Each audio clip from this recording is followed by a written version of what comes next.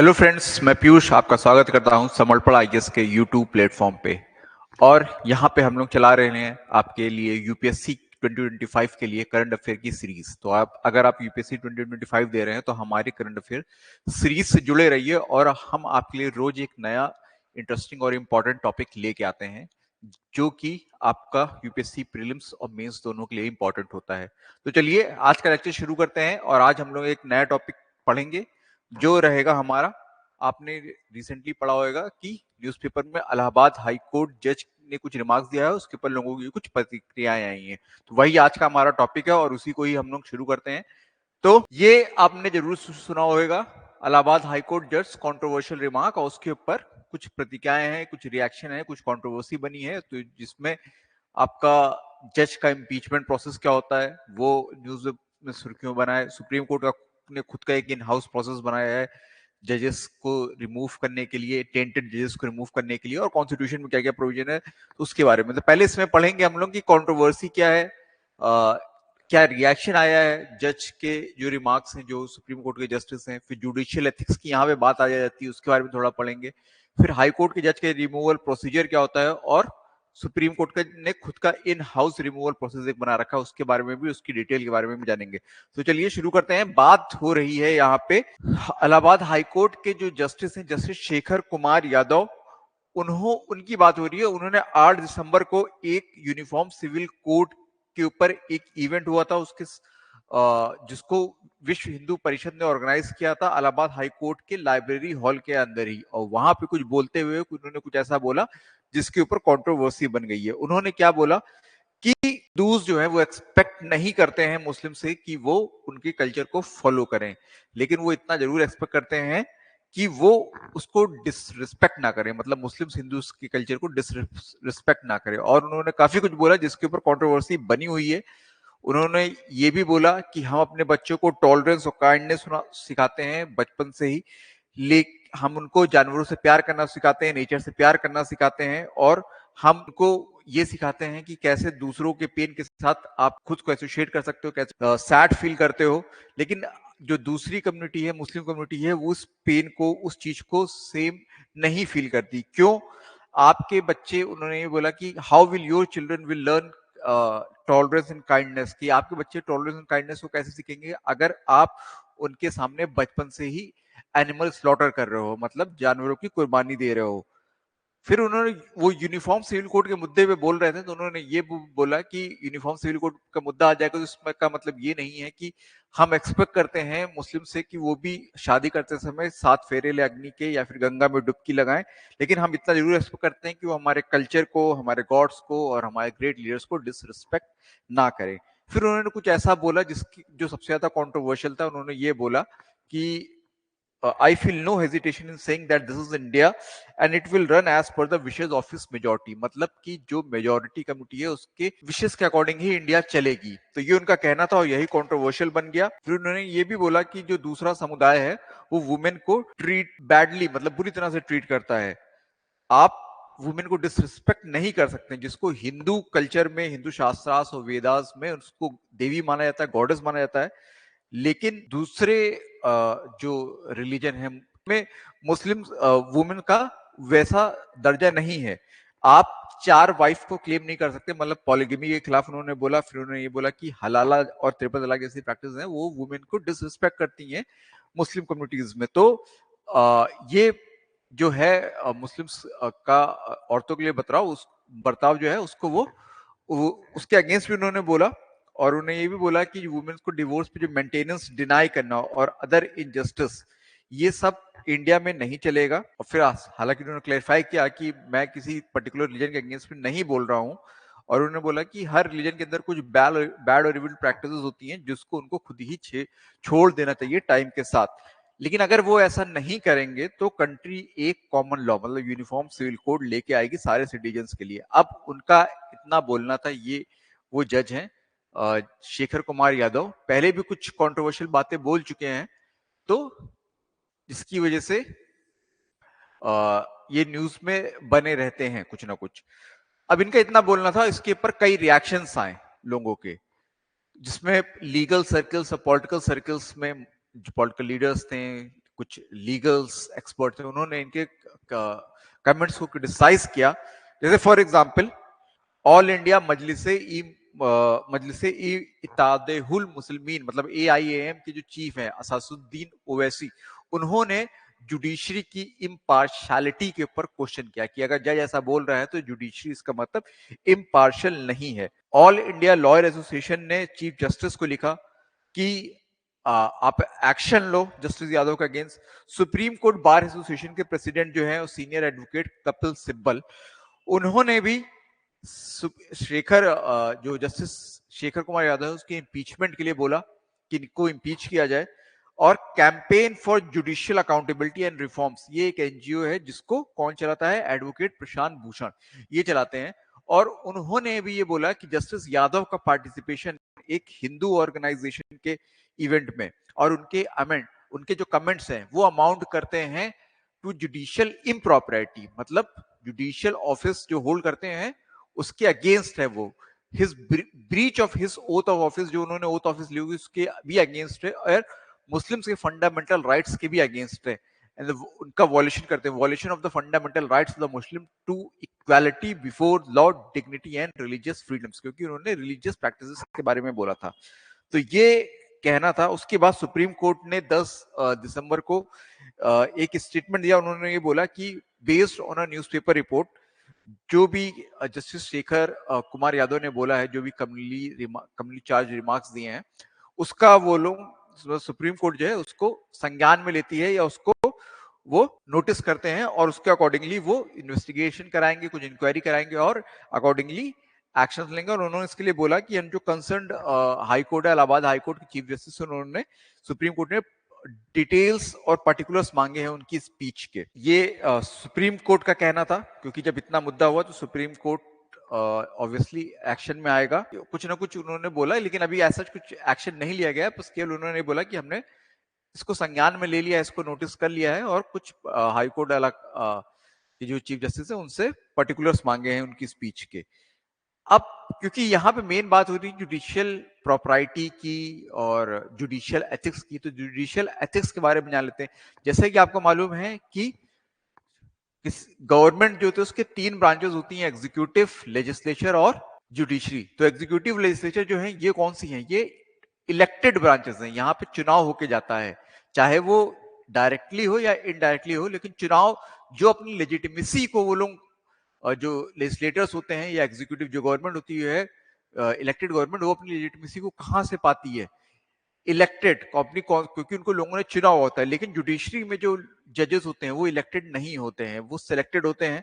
और वो अपनी पावर कहां से ड्रॉ करते हैं, वो 2 चीजों से ड्रॉ करते हैं कि जो जुडिशरी की अथॉरिटी है उसका पब्लिक एक्सेप्टेंस कितना है, जो जुडिशरी को अथॉरिटी है, जुडिशरी बोल देगी उसको पब्लिक कितना एक्सेप्ट कर रही है। और दूसरी चीज इंटीग्रिटी ऑफ जुडिशरी की, जुडिशरी की इंटीग्रिटी क्या है, मतलब कितना वो जजेस को ऑनेस्ट मानते हैं, इंटीग्रिटी वाला मानते हैं और ये मानते हैं जुडिशरी जो है वो अपना काम सही से कर रही है।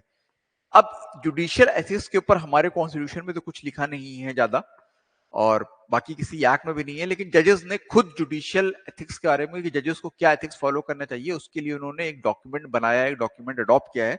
उसका नाम है restatement of values of the judicial life.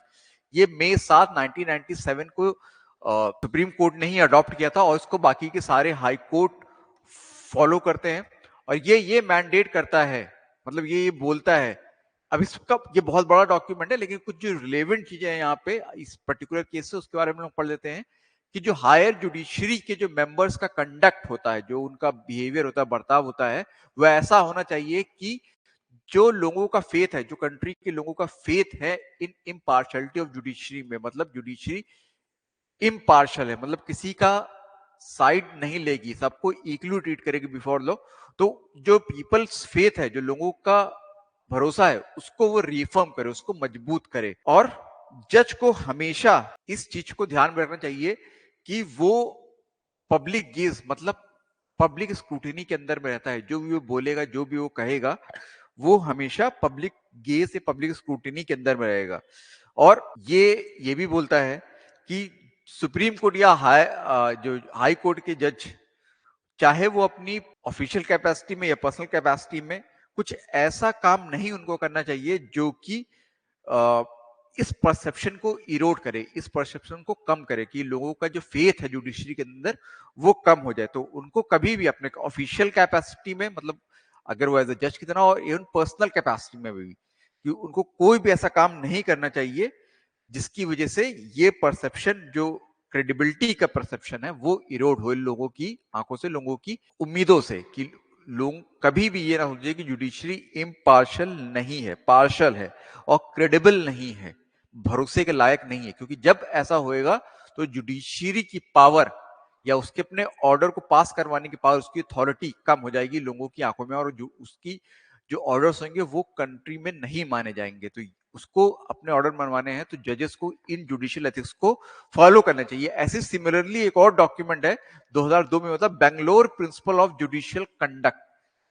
वो जुडिशियल कंडक्ट को रेगुलेट करने के लिए एक फ्रेमवर्क प्रेजेंट करता है ये डॉक्यूमेंट, और ये रिक्वायर करता है कि जज ये इंश्योर करे अपने कंडक्ट से, अपने बिहेवियर से, कोर्ट के अंदर भी और बाहर भी, जिससे कि पब्लिक का, लीगल प्रोफेशन का और लिटिगेंट्स का जो फेथ है, जो कॉन्फिडेंस है जुडिशरी की इम्पार्शियलिटी में और जजेस की इम्पार्शियलिटी में, पर्टिकुलर जजेस की इम्पार्शियलिटी में भी, वो स्ट्रेंथन हो, इनहैंस है, लोगों का कॉन्फिडेंस बढ़े, लोगों का कॉन्फिडेंस कम ना हो। तो ऐसा ही उनको अपना बर्ताव, ऐसा ही बिहेवियर, ऐसा ही कंडक्ट रखना चाहिए। हालांकि 2002 का जो ये डॉक्यूमेंट है वो ये जुडिशरी, जो जजेस का, वो ये मानता है कि जजेस के पास उनका फ्रीडम ऑफ एक्सप्रेशन रहता है। लेकिन वो ये भी बोलता है, ये जो डॉक्यूमेंट है उसमें ये भी लिखा है कि उनको हमेशा इस तरह से कंडक्ट करना चाहिए ताकि जुडिशियल ऑफिस की डिग्निटी बची रहे, प्रिजर्व रहे, और जुडिशरी का जो सबसे बड़ा इंपॉर्टेंट चीज है कि इम्पार्शियलिटी और इंडिपेंडेंस ऑफ जुडिशरी, जिसके ऊपर जुडिशरी पूरी खड़ी है, ये भी प्रिजर्व रहे, ये भी बची रहे, या ये भी लोगों को कभी भी ऐसा ना लगे कि जुडिशरी इंडिपेंडेंट नहीं है, किसी आइडियोलॉजी के अंडर में काम कर रही है, गवर्नमेंट से दब के काम कर रही है, इम्पार्शल नहीं है, किसी का साइड ले रही है। डॉक्यूमेंट में ये भी लिखा है कि जजेस को हमेशा अवेयर रहना पड़ेगा और अंडरस्टैंड करना पड़ेगा किस चीज को, कि सोसाइटी में डाइवर्सिटी है, इंडियन सोसाइटी में डाइवर्सिटी है, और उसके अकॉर्डिंगली सारे लोगों को इक्वली ही ट्रीट करना पड़ेगा, सबको बराबर नहीं मान सकते, क्योंकि सोसाइटी में डाइवर्सिटी है। तो आपको कहीं ना कहीं पॉजिटिव अफर्मेशन देना पड़ेगा उसके साथ साथ, लेकिन सबको लॉ, इक्वालिटी बिफोर लॉ को प्रैक्टिस करना पड़ेगा, कि इक्वल अगर कोई केस है तो सबको, irrespective of their religion, caste, creed, sex, आप सबको के लिए लॉ बराबर इंप्लीमेंट करेंगे। तो ये जुडिशियल एथिक्स के बारे में कुछ डॉक्यूमेंट्स थे जो कि यहाँ पे रिलेवेंट है इस पर्टिकुलर केस से। अब इसी बीच में क्या हुआ कि एक 6 मेंबर का डेलीगेशन जो है अपोजिशन एमपी का राज्यसभा में, उन्होंने इस पर्टिकुलर जो जज हैं इलाहाबाद हाईकोर्ट के, उनके इम्पीचमेंट के लिए एक मोशन सबमिट किया। किसको? राज्यसभा के जो सेक्रेटरी जनरल हैं, और ये अक्यूज किया कि ये जज हैं, पर्टिकुलर जज हैं, वो किस में एंगेज कर रहे हैं? हेड स्पीच में एंगेज कर रहे हैं, मतलब हेड स्पीच दे रहे हैं, कम्युनल डिसहार्मनी को इंसाइट कर रहे हैं, दो ग्रुप्स के बीच में कम्युनल डिसहार्मनी बढ़ा रहे हैं, और कॉन्स्टिट्यूशन का वायलेशन कर रहे हैं। और ये जो मोशन उन्होंने जो नोटिस दिया उसको 55 अपोजिशन के एमपीज ने साइन भी किया है। अब इम्पीचमेंट प्रोसेस, चूंकि यहां से आपका आ जाता है, इम्पीचमेंट की बात करिए तो इम्पीचमेंट प्रोसेस क्या, उसको भी जान लेते हैं क्योंकि वो भी न्यूज में आ गया है। तो इम्पीचमेंट प्रोसेस जो है वो जजेस का, हाई कोर्ट, सुप्रीम कोर्ट, दोनों के जजेस का आपके कॉन्स्टिट्यूशन में दिया गया है। रिलेवेंट आर्टिकल्स कौन से? आर्टिकल 124 और 5 जो है वो सुप्रीम कोर्ट के जज के रिमूवल प्रोसेस या इम्पीचमेंट प्रोसेस के लिए, इम्पीचमेंट प्रॉपर वर्ड नहीं है, वो प्रेसिडेंट के रिमूवल के यूज होता है। तो सुप्रीम कोर्ट के जो जज है उनके रिमूवल के लिए आर्टिकल 124 और 5 प्रॉपर आर्टिकल है, इसमें दिया गया है, और सिमिलर प्रोविजन आर्टिकल 218 में दिए हैं हाई कोर्ट के जज के। और क्या लिखा गया है कि जज जो है वो अपने ऑफिस से रिमूव किया जा सकता है एक मोशन के थ्रू, जिसको पार्लियामेंट अडॉप्ट करे, through a motion adopted by parliament. और ग्राउंड्स भी दिए हैं उस वहां पे, किस ग्राउंड पे? प्रूवन मिसबिहेवियर और इनकैपेसिटी। ये दो ग्राउंड दी गई कि अगर जज अपने काम को करने में सक्षम नहीं है, इनकैपेसिटी है उसके अंदर, या फिर मिसबिहेव कर रहा है और कोई ग्राउंड्स नहीं दिए गए हैं, वॉल्यूशन ऑफ कॉन्स्टिट्यूशन वगैरह, ये 2 ग्राउंड दिए गए हैं कि इन ग्राउंड्स के बेसिस पे पार्लियामेंट एक मोशन अडॉप्ट करके जजेस को अपने ऑफिस से रिमूव कर सकती है। और वो जो मोशन होएगा वो पार्लियामेंट पास करने के बाद कहाँ किसको प्रेजेंट करेगी? पार्लियामेंट को, प्रेसिडेंट को प्रेजेंट करेगी और प्रेसिडेंट उसके बेसिस पे जज को, पर्टिकुलर जज को रिमूव कर सकते हैं। तो कॉन्स्टिट्यूशन ये कहते हैं, कॉन्स्टिट्यूशन में ये लिखा हुआ है इन रिलेवेंट आर्टिकल में कि जज जो किसी भी जज को जिसको रिमूव करना है उसको प्रेसिडेंट के ऑर्डर पे रिमूव किया जाएगा, और प्रेसिडेंट का ऑर्डर किस पे बेस्ड होगा? उस मोशन पे बेस्ड होगा जिसको दोनों हाउस, मतलब जो पार्लियामेंट के दोनों हाउस हैं, राज्यसभा और लोकसभा, दोनों ने पास किया होगा। किस मेजोरिटी के साथ? With the majority of total membership of the house, जो कि total membership of the house है, इररिस्पेक्टिव ऑफ वैकेंसीज और एब्सेंट, कि कोई वहां पे एमपी आया है कि नहीं आया है, या फिर कोई वैकेंसी होगी किसी कारण से। तो जो टोटल मेंबरशिप है उसकी 50% होना चाहिए, मेजोरिटी उसकी होनी चाहिए, और जो मेंबर्स उस दिन पर्टिकुलर हाउस में वो प्रेजेंट होंगे और वोट करेंगे उनकी एटलीस्ट 2/3 की मेजोरिटी होनी चाहिए।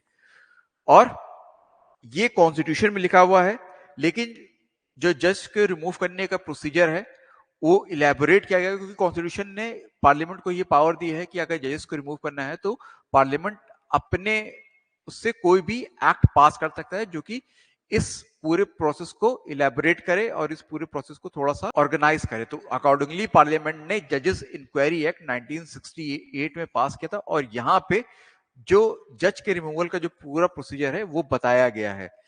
इसमें क्या बताया गया है? ये 5 स्टेप का प्रोसेस है।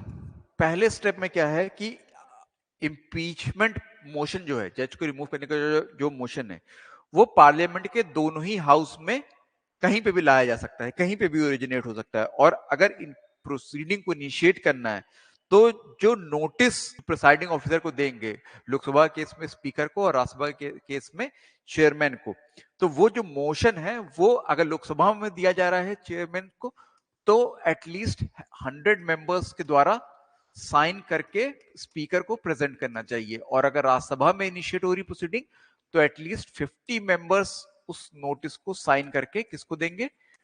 चेयरपर्सन को देंगे।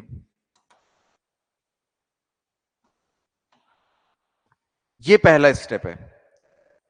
और इस मोशन, इस नोटिस के बेसिस पे जो प्रिसाइडिंग ऑफिसर होगा लोकसभा या राज्यसभा का, वो डिसाइड करेगा कि मोशन को एडमिट किया जाए या फिर रिफ्यूज किया जाए। अगर मोशन तो एडमिट कर लिया जाता है बाय स्पीकर और चेयरपर्सन, तो वो 3 मेंबर की एक कमिटी को बनाएगा, गठित करेगा, और उस कमिटी में 3 मेंबर कमिटी, और उस कमिटी में कौन कौन होएगा? आपका एक सुप्रीम कोर्ट के जज होंगे, सुप्रीम कोर्ट के जज होंगे,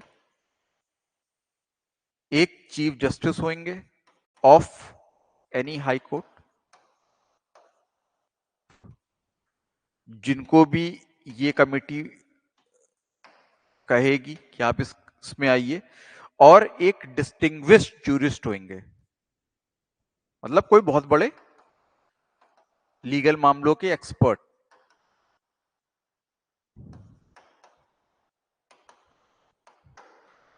डिस्टिंग्विश्ड जूरिस्ट होंगे। कमिटी जो है चार्जेस फ्रेम करेगी और जिसके बेसिस पे फर्दर इन्वेस्टिगेशन कंडक्ट की जाएगी, और जो इन चार्जेस की कॉपी है वो कंसर्न जज को, जिसके अगेंस्ट में रिमूवल का मोशन लाया गया है, उसको फॉरवर्ड कर दी जाएगी, जो कि एक अपना रिटन डिफेंस दे सकते हैं कमिटी को। जब पूरी इन्वेस्टिगेशन हो जाएगी, जब कमिटी अपनी रिपोर्ट स्पीकर को या चेयरमैन को, जहां पे ये मोशन लाया गया है और जिसके प्रिसाइडिंग ऑफिसर ने इस कमिटी को बनाया है, वो उनको सबमिट करेगी अपनी रिपोर्ट, और वो फिर इस रिपोर्ट को उस पर्टिकुलर हाउस जहां पे मोशन है वहां पे इसको ले कर देंगे, मतलब जो मेंबर्स होंगे उनको उनके सामने प्रेजेंट करेंगे। और अगर रिपोर्ट जो है, जो इस 3 मेंबर्स कमिटी की रिपोर्ट ये फाइंड करती है कि हाँ ये केस है उस जज के प्रूवन मिसबिहेवियर का और इनकैपेसिटी का, तब जो मोशन होएगा फॉर हिज रिमूवल वो it will be taken up for consideration and discussion, मतलब कि उस मोशन को एडमिट किया जाएगा और उसको उसके ऊपर डिस्कशन किया जाएगा और वोटिंग की जाएगी। अब चौथा स्टेप जो होएगा वो ये होएगा कि अब मोशन जो है, जिस मोशन की हम लोग बात कर रहे हैं, उसको अडॉप्ट करने के लिए by each houses of parliament, दोनों हाउस जो है पार्लियामेंट उसको अडॉप्ट करेंगे। कैसे अडॉप्ट करेंगे? उसी मेजोरिटी से जिस मेजोरिटी की हम लोगों ने बात करी थी कि majority of the total membership of the house and at least 2/3 of the majority of that house, मतलब of that house present in voting, मतलब दोनों ही हाउस में टोटल मेंबरशिप का 50% और at least 2/3 of majority of members जो present होंगे और vote कर रहे होंगे उस दिन। जब इस मेजोरिटी से ये मोशन दोनों हाउस में पास हो जाएगा तो फिर ये मोशन अल्टीमेटली प्रेसिडेंट को दिया भेजा जाएगा, उस प्रेसिडेंट को के पास जाएगा और फिर प्रेसिडेंट जो है उस मोशन के बेसिस पे एक ऑर्डर इशू करेंगे कि सुप्रीम कोर्ट के पर्टिकुलर जज को, कंसर्न जज को रिमूव किया जा रहा है एंड दैट पर्टिकुलर जज of high court will stand removed. ठीक है, फिर वहां से वो रिमूव हो जाएंगे। लेकिन ये कॉन्स्टिट्यूशन में दिया गया है प्रोसीजर और उसके बेसिस पे पार्लियामेंट ने एक एक्ट बनाया है। लेकिन इम्पीचमेंट का प्रोसेस आपने 5 स्टेप का प्रोसेस यहां से समझ में लिया होगा कि ये कोई इजी प्रोसेस नहीं है, काफी टाइम कंज्यूमिंग प्रोसेस है और इसमें काफी स्टेप्स हैं, काफी कंट्रोवर्सी बनेगी। तो सुप्रीम कोर्ट ने इस चीज को ध्यान में रखते हुए अपना खुद का एक इन हाउस प्रोसीजर डेवलप किया है, जिसमें अगर कोई पर्टिकुलर जज के ऊपर सीरियस चार्जेस लग रहे हो, सीरियस एलिगेशन लग रहे हैं, तो उनको मौका दिया जाता है कि वो वॉलेंट्री रिटायरमेंट ले लें और जिससे कि उनको खुद को और साथ साथ जो जुडिशियल इंस्टीट्यूशन है, जो जुडिशरी है, उसको पब्लिक एम्बैरसमेंट से बचाया जा सके। क्योंकि इम्पीचमेंट जब होएगा, डिस्कशन होएगा उसके ऊपर, क्योंकि सुप्रीम जो कॉन्स्टिट्यूशन में क्या लिखा है कि किसी जज के किसी भी कंडक्ट पर पार्लियामेंट बात नहीं कर सकती, डिस्कस नहीं कर सकती except on a motion for his removal. जब उनके रिमूवल का मोशन प्रेजेंट होएगा वहीं पे डिस्कशन कर सकती है उनके कंडक्ट का।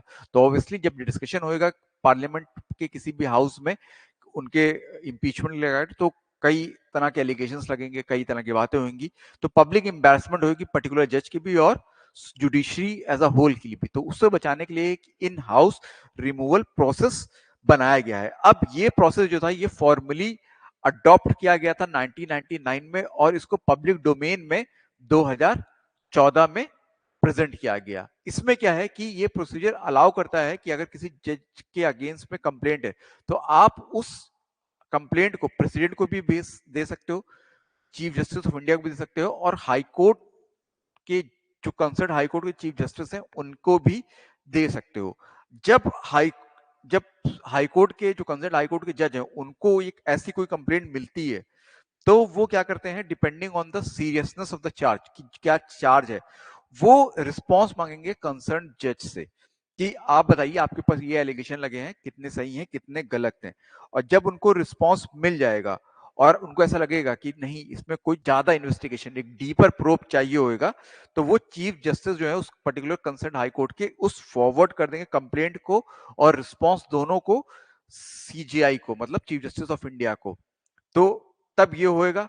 और अगर मान लो कि प्रेसिडेंट के पास ये इस तरह की कोई कंप्लेंट आती है तो प्रेसिडेंट क्या करेंगे, प्रेसिडेंट उसको फॉरवर्ड कर देंगे चीफ जस्टिस ऑफ इंडिया को और चीफ जस्टिस को अगर डायरेक्टली कोई कंप्लेंट आती है तो वो भी इसको संज्ञान में लेंगे, नोटिस में लेंगे। और इस तरह के दोनों कंप्लेंट अगर प्रेसिडेंट के पास आ रही है, चीफ जस्टिस के पास आ रही, तो चीफ जस्टिस अल्टीमेटली उसको कंसर्न हाई कोर्ट के जो चीफ जस्टिस है उनको फॉरवर्ड कर देंगे और वो सेम प्रोसेस फॉलो करेंगे। मतलब जो चीफ जस्टिस हैं हाई कोर्ट के वो कंसर्न जज से रिस्पांस मांगेंगे और जब उनको कंसर्न जज का रिस्पांस मिल जाएगा, स्टेटमेंट मिल जाएगा, तो वो चीफ जस्टिस को रिटर्न कर देंगे अगर उनको लगता है कि एलिगेशन सीरियस है इतनी कि इसके ऊपर इन्वेस्टिगेशन या फिर एक बड़ा प्रोब या बड़ा इन्वेस्टिगेशन होना चाहिए। तो वो फिर पूरा मामला जो स्टेटमेंट अपने जो जज होगी उसकी स्टेटमेंट को रिसीव करने के बाद उस स्टेटमेंट को एलिगेशन को चीफ जस्टिस को वापस रिटर्न कर देंगे। फिर चीफ जस्टिस क्या करेंगे, फिर चीफ जस्टिस को जब ये कंफर्म हो जाएगा कि हाँ कंसर्न उनको भी जो जज का जो कंसर्न जज है उनके जवाब जो चीफ जस्टिस जो पर्टिकुलर जहां पे, जैसे यहाँ पे इलाहाबाद हाई कोर्ट की है, तो जब उनका स्टेटमेंट या जवाब मिल जाएगा चीफ जस्टिस ऑफ इंडिया को, सीजीआई को, तो और ये भी सेटिस्फाई नहीं हुए, तो फिर ये क्या करेंगे, ये एक फैक्ट फाइंडिंग कमेटी बनाएंगे जिसमें चीफ जस्टिस रहेंगे ऑफ अदर हाई कोर्ट्स। मतलब जैसे इलाहाबाद हाई कोर्ट की यहाँ पे बात हो रही है, तो उस इलाहाबाद हाई कोर्ट को छोड़ के इंडिया में जितने भी हाई कोर्ट्स हैं उनमें से किसी भी 2 हाई कोर्ट के चीफ जस्टिस को रहेंगे रहेंगे मतलब उस फैक्ट फाइंडिंग कमेटी में, प्लस एक हाई कोर्ट के जज, ताकि वो उस जो चार्जेस लगे हैं, जो एलिगेशंस लगे हैं, उसको फर्दर इंक्वायरी उसकी करें वो। और अगर कमेटी सफिशिएंट मटेरियल रिपोर्ट करती है, इन्वेस्टिगेशन करने के बाद उसको सफिशिएंट मटेरियल, सफिशिएंट प्रूफ लग जाता है कि जजेस ने इस तरह का कुछ प्रूवन मिसबिहेवियर या फिर किया है, तो वो क्या करेंगे, कमेटी को इस तरह का मटेरियल मिलता है, इस तरह का प्रूफ मिलता है, तो वो चीफ जस्टिस ऑफ इंडिया को सबमिट करेंगे, और चीफ जस्टिस ऑफ इंडिया क्या करेंगे, उस जज को जिसके ऊपर ये चार्जेस लगे हैं उससे बोलेंगे कि आप भाई अपने आप से रिटायरमेंट ले लो। लेकिन अगर अपने आप से जज, पर्टिकुलर जज रिटायरमेंट ले लेते हैं तो ठीक है, अगर वो रिफ्यूज कर देते हैं ऐसा करने से, तो chief justice of India intimate करेंगे इस बात को कि इस पर्टिकुलर जज के ऊपर चार्जेस लगे हैं और वो रिटायरमेंट नहीं ले रहे हैं। किसको इंटीमेट करेंगे, प्रेसिडेंट और एंड प्राइम मिनिस्टर दोनों को, कि ऐसा ऐसे एलिगेशन लगे थे, हमने पाया इसकी इन्वेस्टिगेशन करने के बाद कि ये चार्जेस सही हैं और पर्टिकुलर जज वॉलेंट्री रिटायरमेंट भी नहीं ले रहे हैं, अपना पद नहीं छोड़ रहे हैं। तो फिर क्या होएगा, जब प्रेसिडेंट के पास ये आ जाएगा, प्राइम मिनिस्टर के बाद ये बात आ जाएगी, तो फिर वही पूरा प्रोसेस चलाएंगे उनके ऊपर, जजेस इंक्वायरी एक्ट 1968 के अंदर इम्पीचमेंट का। तो उसमें वही पूरा प्रोसेस चलेगा, वो इम्पीचमेंट प्रोसेस, वहां से जो इम्पीचमेंट मोशन है उसके लिए रास्ता खुल जाएगा, और वो वहां से फिर इम्पीचमेंट प्रोसेस करके पार्लियामेंट के थ्रू जज को रिमूव किया जाएगा। तो ये पूरा मैटर था जो कि इस समय पर्टिकुलर जज के कुछ रिमार्क्स की वजह से कंट्रोवर्सी में आया, और ये पूरा जो मुद्दा था इससे रिलेटेड की इशू, सुप्रीम कोर्ट के जज का रिमूवल कैसे होता है, इन हाउस प्रोसेस क्या है, वो हमने इस पूरे वीडियो में देखा। तो पूरे वीडियो में हम लोगों ने इस पर्टिकुलर मुद्दे के जस्टिस शेखर कुमार यादव के जो रिमार्क्स हैं उसके बारे में बात करी, और उससे जुड़े हुए जितने भी मुद्दे हैं उनके बारे में बात करी। तो अगर आपको ये वीडियो पसंद आया हो तो इस वीडियो को लाइक कीजिए, हमारे चैनल समर्पण आइए सब्सक्राइब, और इसी तरह से हम आपके लिए करंट अफेयर्स के लगातार वीडियोस लेके आ रहे हैं जो कि इंटरेस्टिंग है और आपके लिए इंपॉर्टेंट है, एग्जाम पर्सपेक्टिव से इंपॉर्टेंट है। चलिए ये वाला वीडियो यहीं पे खत्म करते हैं और मिलते हैं एक नेक्स्ट वीडियो में।